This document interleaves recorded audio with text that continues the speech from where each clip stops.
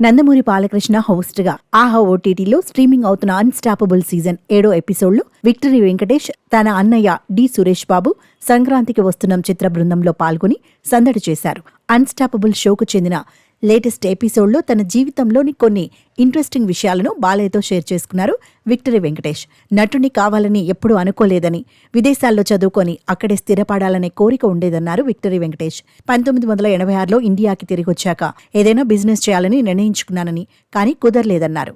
అనుకోకుండా కలియుగ పాండవులతో నటుడిగా మారానన్నారు. అప్పటికే నువ్వు, చిరంజీవి, నాగార్జున హీరోలుగా ఇండస్ట్రీలో ఉన్నారంటూ బాలయ్యను ఉద్దేశించి మాట్లాడారు విక్టరీ వెంకటేష్.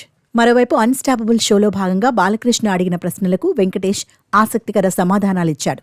చదువుకునే రోజుల్లో తాను రెబలని, అనేక మందితో గొడవ పడేవాడినని చెప్పుకుంటూ వెంకటేష్ అందరినీ నవ్వించాడు.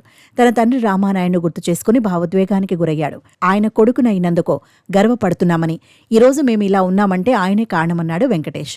ఆయన లైఫ్ను సినిమాకి అంకితం చేశారన్నారు వెంకటేష్. అలాగే కుటుంబంలో ఒక్కొక్కరి గురించి చెప్పుకొచ్చారు. అన్నయ్య సురేష్ బాబు తమ కుటుంబానికి మూలస్తంభం అన్నారు.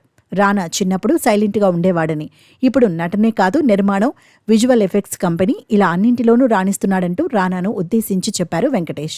ఇకపోతే మేనల్లుడు నాగచైతన్య గురించి కూడా ఇంట్రెస్టింగ్ కామెంట్స్ చేశారు విక్టరీ వెంకటేష్. నాగచైతన్య తన చిన్నతనంలో బొద్దుగా ఉండేవాడని, అందరి ఫేవరెట్ నాగచైతన్యని చెప్పుకొచ్చారు.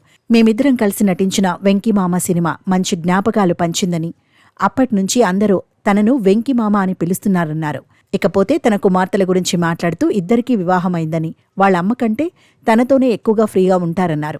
కేవలం తన పిల్లలే కాదు, రానా, చైతన్యను కూడా తన పిల్లల్లానే భావిస్తానని, ఇలా మొత్తం తనకు 8 మంది పిల్లలున్నారని, అందర్నీ సమానంగానే చూస్తానన్నారు వెంకటేష్. మరోవైపు తన కొడుకు అర్జున్ గురించి కూడా షోలో పంచుకున్నాడు. అర్జున్కు 20 ఏళ్లని, అమెరికాలో చదువుతున్నాడన్నారు. తనకంటూ డ్రీమ్స్ ఉన్నాయని, ఇండస్ట్రీలోకి ఎప్పుడొస్తాడనేది వేచి చూడాలన్నారు.